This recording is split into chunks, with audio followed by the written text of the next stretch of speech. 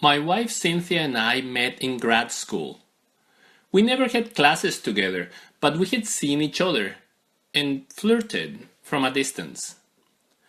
One day, we ran into each other and talked for a couple of minutes. She was in a hurry, heading somewhere, so before we went our own ways, I asked her, "Why don't you invite me to dinner tomorrow night?" I know. As she kept walking, she replied, "Sure." Well, the following evening, I forgot. I had dinner at the cafeteria, and as I got back to my dorm, I got a call from Cynthia, who was wondering at what time we would meet. I don't know what I said, but probably I was not smooth enough because she paused and said, "You already had dinner, didn't you?" All I could think in reply was, "But I'm still hungry." Somehow, she still thought it was worth going out with me, so we went to dinner and a movie.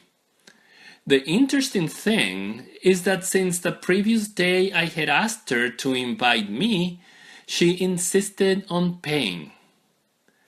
I got to admit that strictly from a financial point of view, that was a pretty good investment for Cynthia, because since then, she has never paid for dinner again. But of course, that is just the beginning of the story. After that, there were many other dinners and movies and talks and walks. Our relationship grew little by little, moment by moment. As a matter of fact, it continues to grow, one marvelous day at a time. As you know, the Church divides a liturgical year in different seasons: Advent, Christmas, Lent, Easter, and Ordinary Time. We have now finished the Christmas season, and today is the second Sunday of Ordinary Time. You can tell that because the vestments of the priest and the deacon are no longer white, but green. Sometimes we think of Ordinary Time as a filler stuck between Christmas and Lent, and then again between Easter and Advent. We wrongly think of it as a time when nothing really happens. But Ordinary Time, in some aspects, is the most important time of the liturgical year. But why do I say this?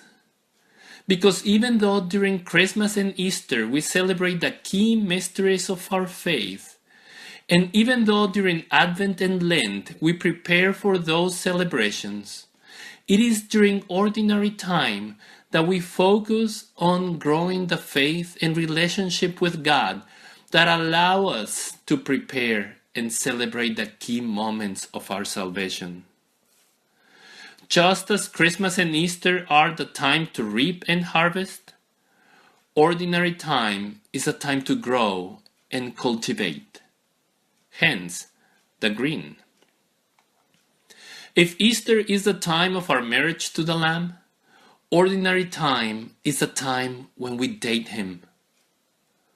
Ordinary Time is when we grow our relationship with God little by little, moment by moment. In the Gospel, we heard that the two disciples asked Jesus, "Where are you staying?" And at Jesus' invitation, they followed Him and stayed with Him. After finding the Messiah, the first reaction of the disciples was to spend time with Him, to develop a relationship, and to get to know Him. Relationships cannot be forced. They do not grow by decree. Relationships are like a seed. They grow best when they are cultivated, when we spend time on them. And like a seed, they grow, little by little, moment by moment. I invite you to use this Ordinary Time as a time of spiritual growth. Cultivate your friendship with Jesus. Spend time with Him.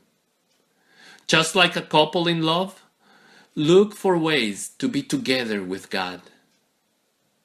Follow Him. Stay with Him.